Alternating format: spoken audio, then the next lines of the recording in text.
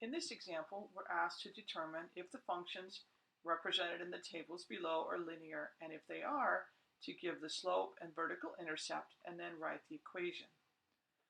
The box up here reminds us that if a function is linear, then the average rate of change will be the same between any pair of points. If a function is linear, the average rate of change is the slope of the linear function. So what we're going to be doing then is finding the slope between each set of ordered pairs. Now we're not going to have to do all of them. We're just going to do a representative set, and let's see what we come up with. So let's start with the first one. I'm going to be working with these two ordered pairs right here. So if I'm going to find the slope, it's going to be negative 74 minus negative 110 over negative 1 minus a negative 4. And that's going to give me negative 74 plus 110 over negative 1 plus 4. So negative 74 plus 110 is a positive 36. Divided by 3 gives me 12. So let's try another set here. So I'm going to compute the slope is 82 minus 34 over 12 minus 8, which equals 48 over 4, which is 12. So things are looking good so far for this to be a linear function. Let's try the last set here.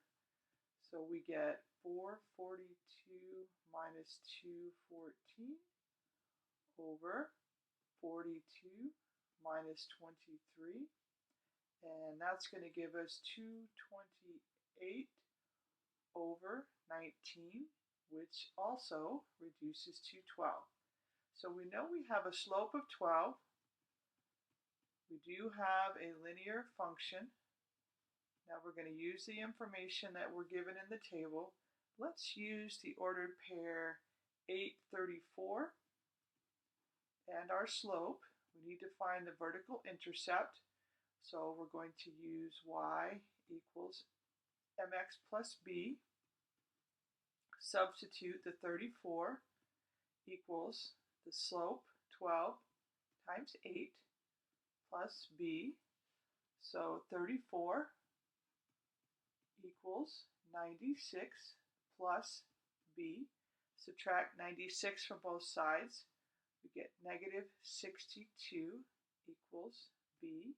So we have a slope and a y-intercept. We can write the function here is a of x equals 12x minus 62. We're going to do the same kind of thing for the table in part B. Let's check a couple of our ordered pair sets here. So we're going to look for m equals 11 minus 1 over 5 minus 3.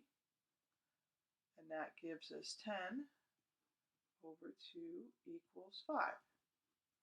And let's work with these two here.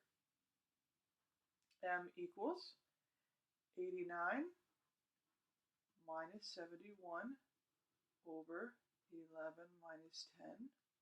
And that equals 18 over 1 equals 18. So what we can say here is that this function is not linear because the slopes are not the same between all pairs of points.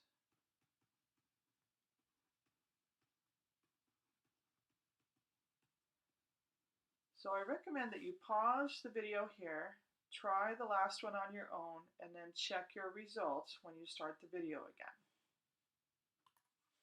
So if you use the same process on part C that we used in parts A and B, check a couple of the combinations of ordered pairs. You should obtain a result for your slope of -5 for all of those combinations. Therefore, we have a linear function, slope is -5. I use the point 37 and plug that into y equals mx plus b, solve for b to get b equals 22, and then wrote the equation of the line g of x equals -5x plus 22.